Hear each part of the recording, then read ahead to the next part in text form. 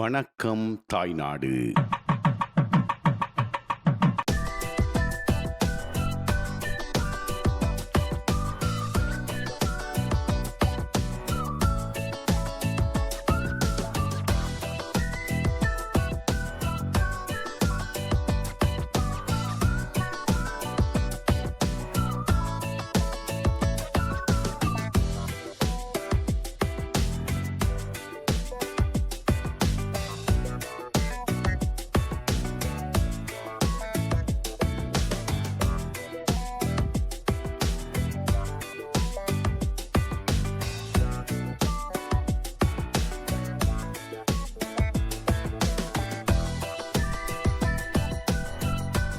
நான் தற்பொழுது மருதநாமட சந்திக்கு அருகாமையிலே அமைய பெற்றிருக்கின்ற ஒரு பழக்கடையின் முன்பே நின்று பேசிக் கொண்டிருக்கின்றேன். இந்த உடன் பழங்களை பார்த்தவுடன் உங்கள் எல்லோருடைய நாவுகளும் ஊறும் என்று நினைக்கின்றேன். அருகிலே கூட நிறைய இளநிகளை எல்லாம் வைத்திருக்கின்றார்கள். அதைவிட தாய்நாட்டை பொறுத்தவரை தற்பொழுது மாம்பழ சீசனம் ஆரம்பித்து விட்டது, ஜம்மு பழத்தினுடைய சீசனம் ஆரம்பித்து விட்டது. எங்கே பார்த்தாலும் வீதியோர கடைகள், பெரும்பாலான கடைகள் இவ்வாறான பழக்கடைகளாகவே அமைந்திருக்கின்றன. நல்ல கருத்த குழம்பான் மாம்பழம் கூட இருக்கின்றது. இந்த இடத்தில் நிற்கும் பொழுது எல்லா பழங்களுடைய வாசனைகளும் என் மூக்கை துளைத்து கொண்டிருக்கின்றது. இன்றைய நிகழ்ச்சி இந்த பழக்கடையை பற்றி என்று நினைத்து விடாதீர்கள். இன்றைய நிகழ்ச்சியிலே நாங்கள் மருதநாமட சந்தைக்கு செல்ல போன்றோம். புலம்பெயர் நாடுகளை பொறுத்தவரை நீங்கள் மரக்கறிகளை பெற வேண்டும் என்று சொன்னாலும் சரி, பழங்களை பெற வேண்டும் என்று சொன்னாலும் சரி, உடனடியாக சூப்பர் மார்க்கெட், அதைவிட குளிர்சாதன பெட்டிகளை நாடு விடுவீர்கள். அங்கே கிடைத்த குளிர்சாதன பெட்டிகளிலே கிடைக்கின்ற பழங்களையோ மரக்கறிகளையோ பெற்றுக்கொள்வீர்கள், அல்லது போத்தலில் அடைத்த பழங்களையோ மரக்கறிகளையோ பெற்றுக்கொள்வீர்கள். ஆனால் தாய்நாட்டை பொறுத்தவரை உடனடியாக எல்லா விதமான மரக்கறிகளையும் பெற்றுக்கொள்ள முடியும். அதைவிட ஃப்ரெஷ் பழங்களையும் பெற்றுக்கொள்ள முடியும். இவற்றை பார்க்கும் பொழுது உங்களுக்கு நிச்சயமாக தாய்நாட்டுக்கு வரும்போதுதான் ஆசையாக இருக்கும். வாருங்கள் நேயர்களே, இன்றைய நிகழ்ச்சியிலே நாங்கள் மருதநாமட சந்தையிலே காணப்படுகின்ற பல்வேறான சிறப்பான விடயங்களை பற்றியும் அதைவிட மரக்கறிகளுடைய விலைவாசிகளையும் தெரிந்து கொள்வோம். வாருங்கள் எம்மை தொடர்ந்து.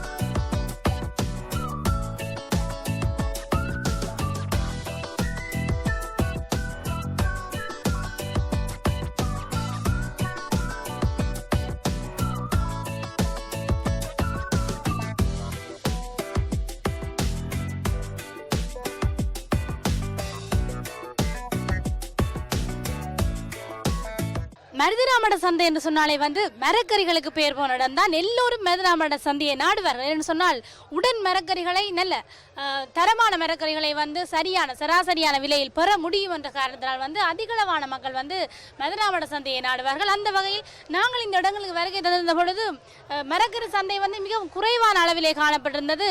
பெரும்பாலான இடங்கள் வெறிச்சோடி காணப்படுவதை நேர்களை பார்த்து கொண்டிருக்கின்றீர்கள். ஒரு சில பேர் தான் அதிகளவான மரக்கறிகளை விற்பனை செய்து கொண்டிருக்கின்றார்கள். இந்த அம்மாவிடம் தற்பொழுது நாங்கள் இந்த மரக்கறிகளுடைய விலைவாசிகளை பற்றி கேட்டு தெரிந்து கொள்வோம். அம்மா வணக்கம். எத்தனை வருட காலமாக நீங்கள் இந்த மரக்கறி வியாபாரம் செய்கிறீர்கள்? 90 வருஷம். இந்த 90ஆம் ஆண்டிலிருந்து செய்கிறோம். மருது நாங்கள் வரும்பொழுது பார்த்தோம், ஒரு சில மரக்கறி வியாபாரிகள் தான் அதிகளவான மரக்கறிகளை விற்பனை செய்து கொண்டிருக்கின்றார்கள். சில பேர் ஒரு மரக்கறி வகையோடு இருக்கின்றார்கள். என்ன காரணம்? மரக்கறி தட்டுப்பாடு, மழை காரணத்தினால. அண்மைய காலங்களில் தாய்நாட்டில் அதிகளவு மழை ஏற்படுவதன் காரணமாக மரக்கறிகளினுடைய தரம் குறைந்து விட்டது, அதனுடைய வளர்ச்சியும் குறைந்து விட்டதுன்னு சொல்லி குறிப்பிடுகிறது.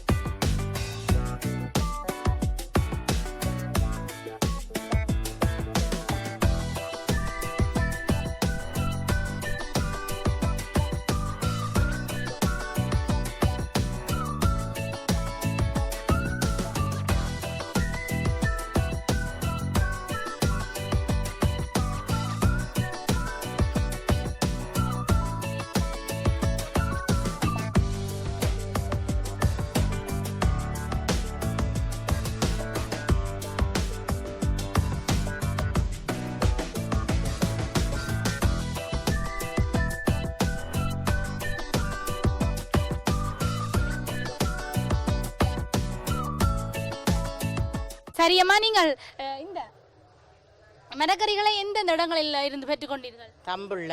நம்முள்ள நுவரேலியா. என்ன விலையை கொடுக்குற நீங்கள் எல்லாம் மரக்கறி? கத்திரிக்காய் என்ன விலை போகுது? கத்திரிக்காய் 250 ரூபா, கிலோ 250 ரூபாய். 250 ரூபா. ஈரப்பிளாக்கா 60 70 ரூபா, ஒன்று 60 70 ரூபா. சரியா. அடுத்து வந்து குறிப்பிடுவார்கள் கரட்டுக்கும் முருங்கங்காய்க்கும் எப்போயுமே வாங்க முடியாதுன்னு சொல்லி அதிக விலையில் விற்பார்கள். உங்களோட மரக்கறி கடையில் அது நீங்கள் காலையில் என்ன விலையை கொடுக்குற நீங்கள்? நாங்கள் வித்து முடிஞ்சுதா?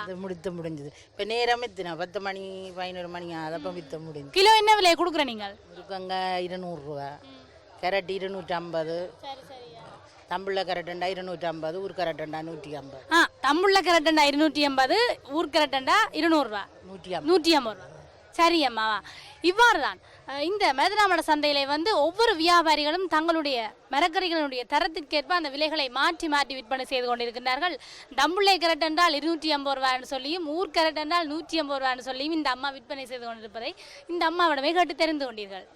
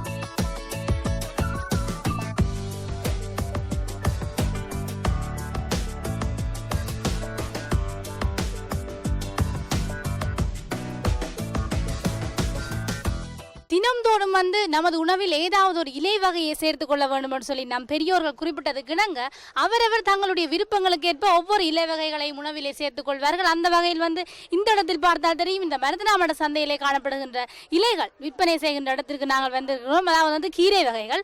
இந்த இடத்திலே பார்த்தால் தெரியும், பொன்னாங்கானி கீரை காணப்படுகின்றது, அதை விட கீரை காணப்படுகின்றது, வெள்ளாரை காணப்படுகின்றது. இந்த இடத்தை பார்க்கும் பொழுதே தெரிகின்றது 2 அம்மாக்கள் தான் இந்த கீரை வகைகளை விற்பனை செய்து கொண்டிருக்கின்றார்கள்.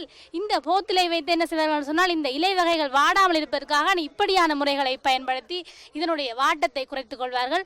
அந்த வகையில் அம்மா என்ன விலை போகுது பொன்னாங்கானியில்? பொன்னாங்கானி 40 ரூபா, ஒரு பிடி 40 ரூபாயா? அப்ப இந்த கீரை 60 ரூபா. 60 ரூபா. அப்ப வெள்ளாரை 20 ரூபா 15 ரூபா கொடுப்பேன். சரி அம்மா, சரி. அப்ப கருவேப்பிலையில அமைச்சிருக்கிறீங்க, நல்ல வாசம் இருந்தா கரைக்கு போட்டு அது என்ன விலை? 20 ரூபா.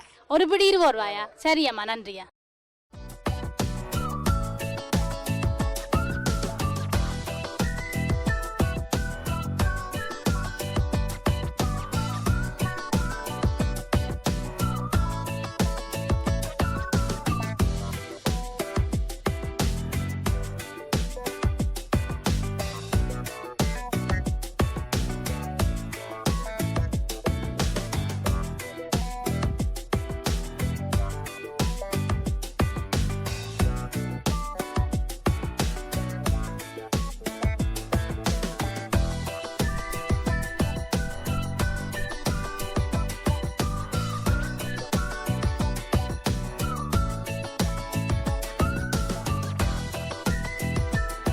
இந்த இடத்தில் பார்த்தால் தெரியும், பல பேர் கூடி நின்று ஏதோ கதைத்து கொண்டிருக்கின்றார்கள். பொதுவாக பொதுச்சந்தை என்று சொன்னாலே பேரம் பேசி பொருட்களை வாங்குவார்கள். வியாபாரிகளிடையே பேரம் பேசி விலையை குறைத்து போடுங்கள், கூட்டி போடுங்கள் என்று சொல்லி கதைத்து கொண்டிருப்பார்கள். அந்த வகையில் வந்து தாய்நாட்டிலே நீங்கள் வசித்திருந்த காலங்களில் பொதுச்சந்தைக்கு வந்திருந்தால் இவ்வாறான தோற்றத்தை கண்டிருக்க முடியும். இந்த இடத்தில் இந்த அம்மாவோடு ஏதோ விலையை கூட்டித்தார்கள், குறைத்து தாருங்கள் என்று சொல்லி கதைத்தை நான் கேட்டிருந்தேன். இந்த இடத்தில் மருதனாமட சந்தையை பற்றி பல விடயங்களை நிச்சயம் அறிந்திருப்பீர்கள் நம்புகின்றோம். அதைவிட இந்த மரக்கறிகளுடைய விலைவாசிகளையும் நிச்சயம் அறிந்திருப்பீர்கள் என்ற நம்பிக்கையில் இந்த இடத்திலிருந்து இந்த நிகழ்ச்சியை நாங்கள் நிறைவு செய்து கொண்டு மீண்டும் சந்திப்போம் நேயர்களே, இன்னும் ஒரு தாய்நாட்டு நிகழ்ச்சியிலே. அதுவரையில் ஒளிப்பதிவாளர் மதுஷனுடன் என்று உங்கள் அன்பின் ஷர்மி. நன்றி நேயர்களே.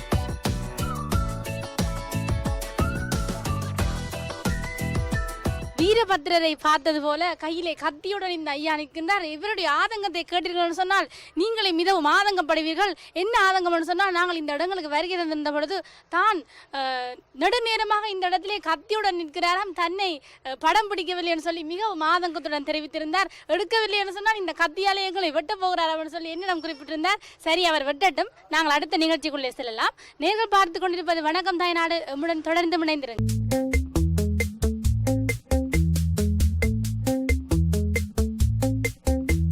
வணக்கம் தாய்நாடு.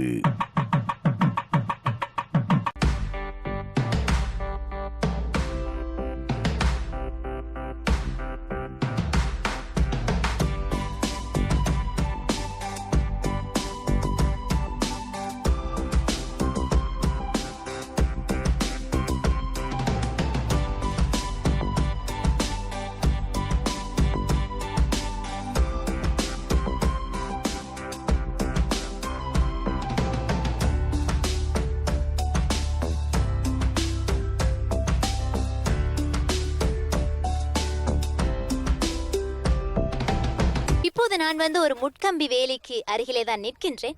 இந்த முட்கம்பி வேலியை பார்த்தவுடன் உங்களுக்கு எங்களுடைய வணக்கம் தாய்நாடு நிகழ்ச்சிகள் பல ஞாபகத்தில் வரும். உடனே முட்கம்பி வேலி என்று சொன்னால் ஒரு இடத்தினுடைய பெயர் ஞாபகம் வரும். பெரும்பாலும் நாங்கள் சொல்லியிருப்போம் விடுவிக்கப்பட்ட இடம் என்றுதான் நிகழ்ச்சியிலே தொடங்குவோம். அந்த வகையில் இதுவும் ஒரு விடுவிக்கப்பட்ட இடம்தான். இன்றைக்கு 26 வருடங்களுக்கு முன்னர் இராணுவத்தினருடைய கட்டுப்பாட்டுக்குள் இருந்த இந்த இடம் விடுவிக்கப்பட்டு சில மாதங்கள் தான் ஆகின்றன. பெரும்பாலும் விடுவிக்கப்படுவதற்கு முதல் மக்கள் இந்த முட்கம்பி வேலிக்கு வெளியே நின்று மிகவும் ஏக்கத்துடன் பார்த்து கொண்டிருப்பார்கள். தங்களுடைய சொந்த இடங்களை எப்போது விடுவிக்கப் போகிறார்கள் என்று சொல்லி. இப்போது அந்த இடங்கள் எல்லாம் விடுவிக்கப்பட்ட பின்னர் அவர்கள் தங்களுடைய எல்லைகளை இந்த முட்கம்பி வேலியாலே வரையறுத்து இங்கே தாங்கள் புதிதாக தங்களுடைய வீடுகளை நிர்மாணிப்பதற்கு வந்திருக்கிறார்கள். அந்த வகையிலே இந்த இடம் மயிலிட்டி சாந்தச்சந்தி என்று சொல்லி இந்த இடத்தை அழைப்பார்கள். இந்த இடம் விடுவிக்கப்பட்ட பின்னர் மக்கள் எப்படி வந்து தங்களுடைய வீடுகளை கட்டுகிறார்கள், அதை விட என்னென்ன செயற்பாடுகள் எல்லாம் இங்கே இடம்பெறுகின்றது என்பதை இன்றைய வணக்கம் தாய்நாடு நிகழ்ச்சியிலே பார்க்கலாம் பாருங்கள்.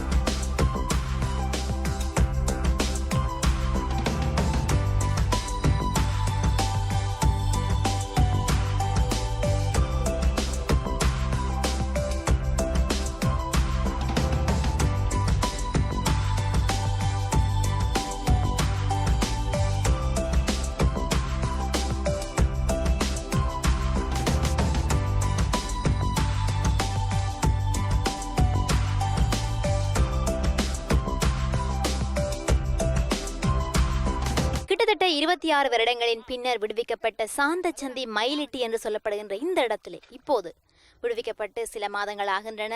இப்போது இவர்கள் என்ன செய்கிறார்கள் என்று சொன்னால், இடம்பெயர்ந்து சென்ற வேளை இங்கே ஒரு பெரிய வீடு அமைத்திருந்தார்கள். அந்த வீட்டை மீண்டும் வந்து பார்த்த பொழுது இங்கே அனைத்துமே தரைமட்டமாக்கப்பட்டு வீடே தெரியவில்லை என்றால் இது ஒரே காடாக காட்சியளித்திருக்கிறது. அதன் பின்னர் இப்போது இந்த இடத்துல அரசாங்கத்தினால் இவர்களுக்கு வீட்டு திட்டம் அமைத்து கொடுக்கின்ற திட்டம் அமுல்படுத்தப்பட்டிருக்கிறது. அந்த வகையிலே அனைவரும் தங்களுடைய வீடுகளை புதிதாக நிர்மாணிப்பதற்கு அத்திவாரங்கள் கிண்டிக் கொண்டிருக்கிறார்கள். அந்த வகையில் எனக்கு பின்னாலே பாருங்கள் அமோகமாக வேலைகள் கூட நடந்து கொண்டிருக்கின்றன. என்ன காரணம் என்று சொன்னால், இவர்கள் புதிய வீட்டை அமைப்பதற்காக அடிக்கல் நாட்டப் போகிறார்கள். அதற்கான ஏற்பாடுகள் தான் இப்போது இடம்பெற்றுக் கொண்டிருக்கிறது.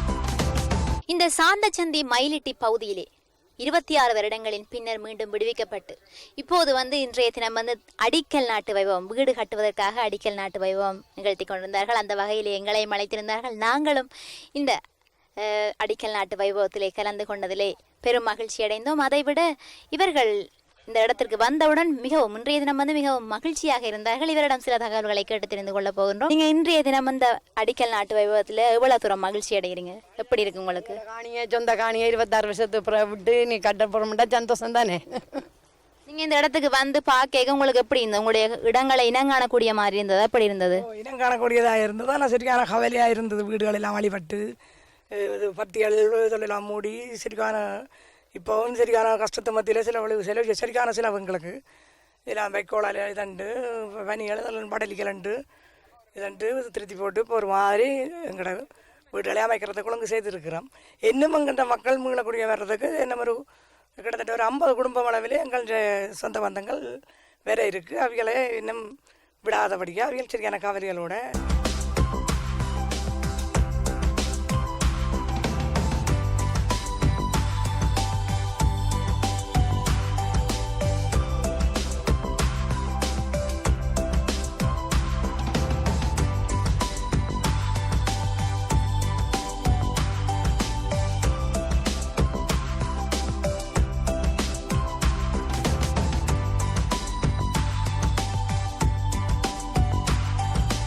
நீங்க இந்த இடத்துல இந்த இடமேந்து போய் உங்களோட வீடு இங்க இருந்ததா என்ன மாதிரி? அப்ப நீங்க திரும்பி வந்து பாய்க்க எப்படி இருந்தது? பட்டு அந்தரமட்டமாகி ஒரு சில சிவர்கள் மட்டும் இருக்குது.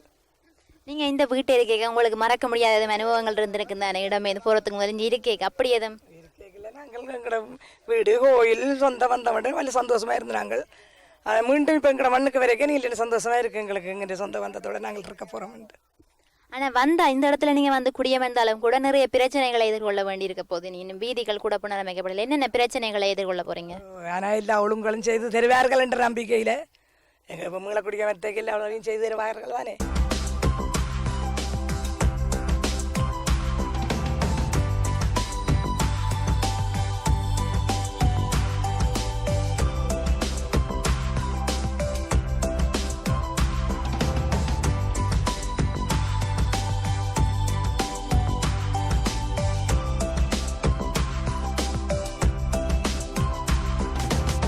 நீங்க சொல்லியிருந்தீங்க வந்தா கூட பக்கத்துல ஒரு கடை இல்லை, அதை விட தண்ணி பற்றாக்குறை, தண்ணி குடிக்க கூட இடம். கிணறுகள் அடிச்சிருக்கிறோம். இனி நாங்கள் கரண்டுகள் எடுத்து மோட்டர்கள் போட்டு டேங்குகள் கட்டினா தான் எங்களுக்கு தண்ணி பொதுல அங்கேருந்து கொண்டு வர்றது தண்ணி வரைக்க அப்படி கஷ்டம். இப்போ எத்தனை லட்சம் ரூபாய் வீடு உங்களுக்கு? எவ்வளவு லட்சம் ரூபாய் பெருமதியான வீட்டு திட்டம் தரணும்? பெருமதியான காசு தருவினம் நாங்கள் கட்டவும். உங்களுடைய வீட்டை அமைப்பதற்கு அத்திவாரம் வந்து கரங்கள் போட்டு அமைக்கப்பட வேண்டும் என்று சொல்லி கூறுகிறார்கள். அதை விட இந்த கரங்கள் போட்டு அமைத்தாலும் இந்த காலநிலைக்கு அது தகாது என்று சொல்லி குறிப்பிடுகிறார்கள். அதை எந்த வகையில் சொல்லி குறிப்பிடுங்க? தகாதுதான். இங்கே சரியான வெப்பம் தானே, அப்போ கருங்கல் இன்னும் ஹீட்டாக தானே இருக்கும். மற்ற கல்லும் கொஞ்சம் எடுக்கிற கஷ்டமாக இருக்காம். மற்றது கட்டலாமட்டு இப்போ சொல்லி இருக்கிறேன்.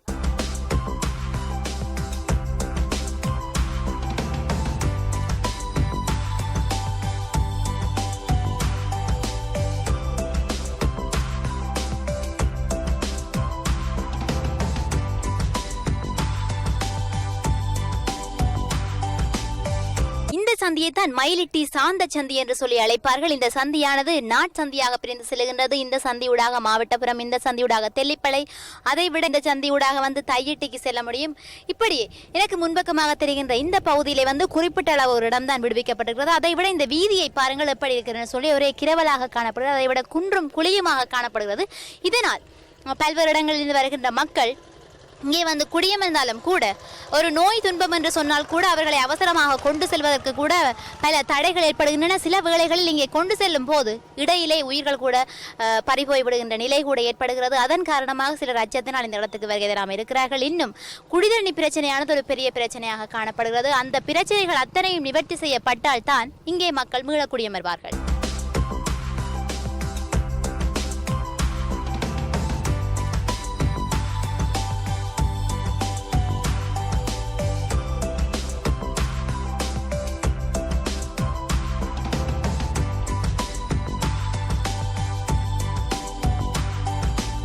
மீண்டும் மற்றுமோர் நிகழ்ச்சியில் உங்களை சந்திக்கலாம் நேயர்களே. இப்போது உங்களிடம் இந்த விடைபெறுவது ஒளிப்பதிவாளர் புவியுடன் உங்கள் விஷான்.